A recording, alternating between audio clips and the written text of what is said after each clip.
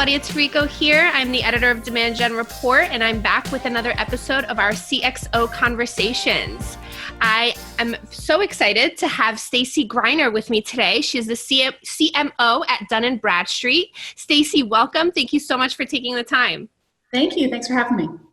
Yeah, I'm really excited about this conversation, especially because, this year has been a little different, to say the least. And we've seen a lot of interesting, changes and innovations and kind of a lot of agility, in light of recent events. And obviously some concerns around the impact of, privacy issues and regulations on, strategies and things like that. So to kick things off, what are your thoughts on, the current state of data privacy and regulations in the B2B industry? Yeah, I think that's a really interesting question. And I feel like if we were having this conversation a year ago, we would have very different answers and discussion. But it was very top of mind a year ago. And I think we all thought that by the end of this year, the CCPA regulations that went into effect in California would have expanded through the rest of the US by this time. So one of the, small benefits that's come from the pandemic that we're navigating this year is that has kind of gone to the back burner, I think, and it's given all of us in marketing a bit more runway to prepare for when those regulations are in place and get more creative and targeted in how we actually execute our marketing. Awesome. Very interesting. And now, so how does all of this kind of affect account-based marketing, with everyone working from home and obviously, our addresses are different, IP addresses are different and all that kind of stuff. So how does it really affect account-based marketing specifically? Yeah, I think that now more than ever, account-based marketing is even more important. I think this really accelerates the adoption of account-based marketing, both because of the challenges that you just mentioned, but also as companies have navigated the challenges this year, many budgets have been called into question. And when you're in marketing, we're experts at doing more with less. And we do that in normal years, and we do that even more in pandemic years. And the only way to really do more with less is to really lean into account-based marketing, to really spend your dollars and your resources and your time on the accounts, whether those are customers or prospects that really matter most to you. Very interesting. Is that something that you guys are tackling on your own at Dun Bradstreet? How have you and the team kind of tackled this new reality? Can you even share any kind of learnings or hits and misses that you've experienced along the way? Yeah, for sure. So yes, short answer, yes. We are doing this at Dun Bradstreet. It's given us an opportunity to both really take a step back and, when you think about account-based marketing, it is not just who you're reaching and how you're reaching them, but really what are you going to tell them when you reach them? So it really has forced us to take a really strong look at our content that we're creating and with all of the digital noise that all of us are living through this year, as so much has shifted, whether it's B2B or B2C, marketing has shifted to digital. Really making sure that your content is going to stand out and make that person that you're trying to reach take an action to want to engage with you, to raise their hand and say, I'd love to have a conversation with you. And so one of the first things we did was really take a look at that content. We have expanded our content studio in-house and really invested in subject matter expertise and agility within our team. So our content is written by people who are living and breathing Dun Bradstreet and are living in the shoes of who we're trying to reach. And that we can move with the agility that our ever quickening pace of digital marketing requires. So that's been one of the, from a how we market perspective, that's changed this year. Awesome. And I know content has always been king, but I feel like this year it's like really, really king. It's like the king, queen, and everybody else, right? Yes. Yeah. And especially if you think back to your first question around privacy, right? When I was saying this year has given us time to kind of make sure that we're even better prepared, having that content, using the right kind of account-based marketing platform and techniques, getting that content to have that person opt in and now become part of your first-party data that you're blending with your third-party data is really giving us this extra time to fill that in and really engage with the customers and prospects that matter most. Awesome. So what kind of advice would you give marketers really kind of navigating this new shift and trying to revamp their content marketing strategies and really get the most out of all of the data that they have from it? Are you finding, that people are, finding it difficult to reach new accounts and prospects this year? Or, do you have any advice for those types of people? I think, one of the things that we've been talking about a lot as a team is just getting back to the basics. So when you think about marketing, it really comes down to who are you trying to reach, what are you going to tell them, and how are you going to tell them? And so the data becomes so critical. We talked about the content of what are you going to tell them, but the data then becomes so critical of who are you actually targeting. And we have taken some interesting approaches with our own data that Dun & Bradstreet provides, which is, first looking at accounts, which accounts do we want to be doing business with? Then we're layering on intent. So who's showing intent for the things that we want to sell and solutions that we can provide. And then we've even taken it a step further, and it's interesting because we've blended data that we would normally sell into finance and risk use cases, but into marketing, where we can look at the accounts that marketers are reaching out to and providing a pipeline confidence score of, are these accounts going to be good companies to be doing business with going forward? So we've really been leaning in and kind of expanding our data strategy and how we're leveraging that data in thinking through who we're targeting as accounts for our ABM tactics.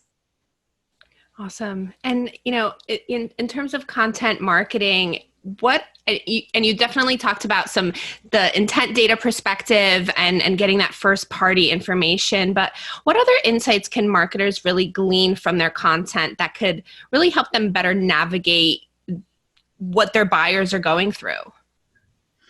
I think it's interesting because it's hard to decouple content from the delivery of that content. And so like a lot of marketing organizations early in the year, we leaned very quickly into online webinars, shifting from events that were canceling, obviously being in person. And so it's obviously there's measures around your content in terms of engagement, and are you, driving and the engagement that you're looking for with the prospects that you're trying to reach. But also making sure that the delivery channels that you're using for that content is working. And we actually early on saw, perhaps we over-rotated and into webinars and tactics that were really trying to be part of the digital noise versus kind of cutting through the digital noise. And one of the things that we did when we took a step back was we saw this was actually a great opportunity for us to test creating a D&B owned event. So rather than adding to this noise that we're all navigating, really bringing together in a half-day kind of forum customers and prospects in 3 different work streams to really talk about the things that they need as they're looking at how do they progress their marketing and selling engines themselves. And we don't have in-person owned event. We've been part of many of our partners' events over the years, and so this was really a great opportunity to test the demand that's out there for a D&B owned event, which proved very successful. And as we see the world opening back up, it's becoming part of our plans going forward to both continue this branded event as well digitally, as well as starting to bring it back into the physical world that we all miss and are looking forward to getting back into. Yeah, definitely. And you know what? So a little off topic, but not really. So you created this, your own virtual event, but there's so many out there, right? So what are you guys doing to really kind of stand out in terms of, even the messaging and, our inboxes are flooded and all that stuff. So with so many virtual events out there, what are your strategies or even best practices in terms of kind of standing out from the crowd? Yeah, I think, when we were executing really as part of other people's events, we came in with either very specific thought leadership topics or very specific kind of tactical topics, right? And what we found was there was a demand from our customers and our end users to have both of those together. And so this gave us a chance to have our own thought leadership, but also to feature our customers, to feature industry thought leaders. So there was a great overlay of thought leadership and what's happening in the market in general. And then we were able to go deeper into several more hands-on kinds of topics where our users could learn more specifically about the roadmaps and the products and the features and functions that we have within our products. So this is something that many brands have in their own events. It was something that we had not necessarily done in the past, but was a great opportunity for us to realize that, our customers wanted to engage with us in this way, and we're able now to continue the dialogue in this kind of a format going forward. I love that.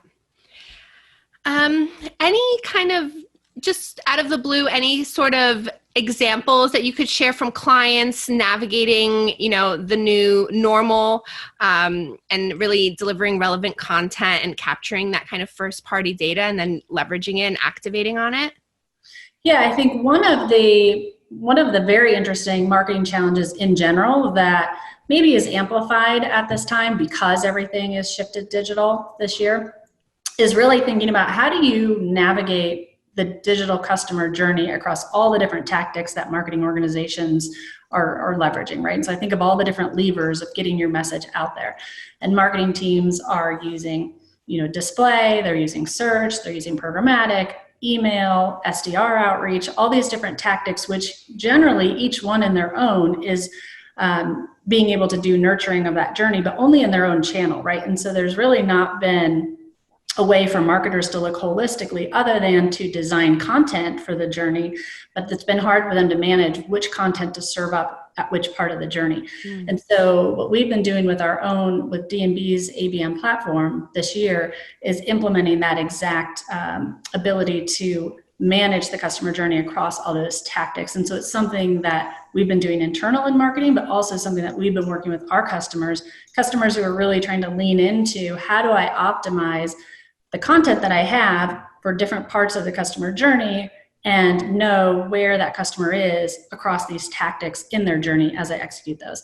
So it's been really exciting to be both part of that as a consumer of the product itself, but also to be partnering with our customers and helping them see how do you leverage our ABM platform to be able to navigate and manage that journey, serving up the right content at the right point across those tactics. So it's been an exciting year to have those conversations, which I think the move to digital has really accelerated.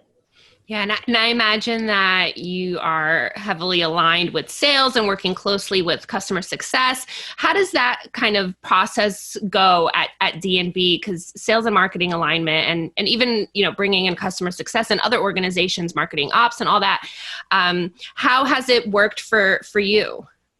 Yeah, so that's interesting because I think it also is something that looks different now than probably before. One of the I guess kind of funny things is I joined Dun Bradstreet the week the office is closed. So this reality of everybody being digital has been all that I've known at Dun Bradstreet. But I think one of the benefits that's come from it is it's created a greater level of connectedness because you have much more one-on-one conversations via video like this with your colleagues. And it's less of a, what office are you sitting in? What group are you sitting in? And it's much more of a, what are we trying to accomplish and who do I need to partner with to accomplish those things?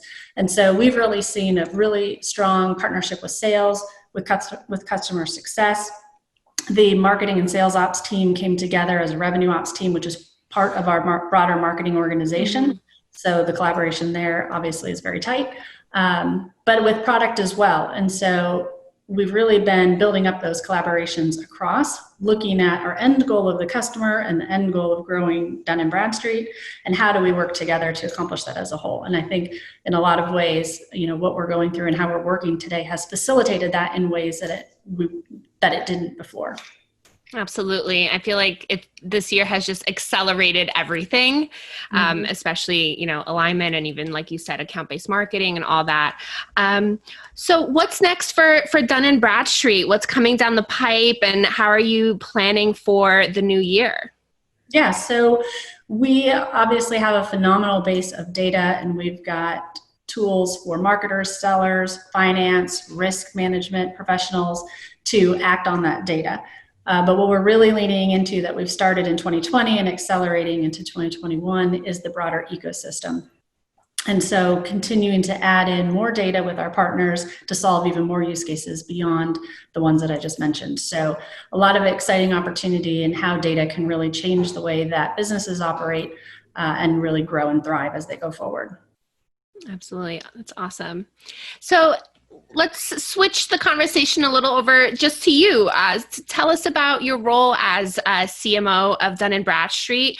What are some of your top priorities, and what are some of your key learnings so far? Because, like you just said, you started earlier this year, right, during when the pandemic first hit. So, what have you learned so far being there? Yeah, so it's been very interesting, and it's been a lot of fun so far this year.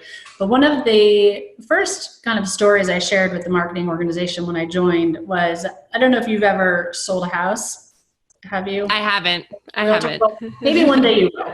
And we had a realtor over the last few years who, she spent a lot of time like decluttering, staging the house. The brochures were gorgeous.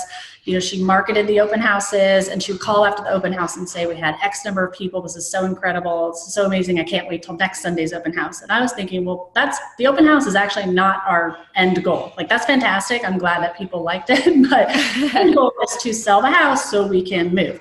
And so I kind of shared that as a story because I think sometimes marketers can get so focused on, the creation of content and the storytelling and the product positioning and messaging and the creation of and activating that content and looking at the leads that we create, which is kind of the people we brought to the open house, versus what are we actually trying to accomplish as a marketing organization, which truly is a growth engine for the company.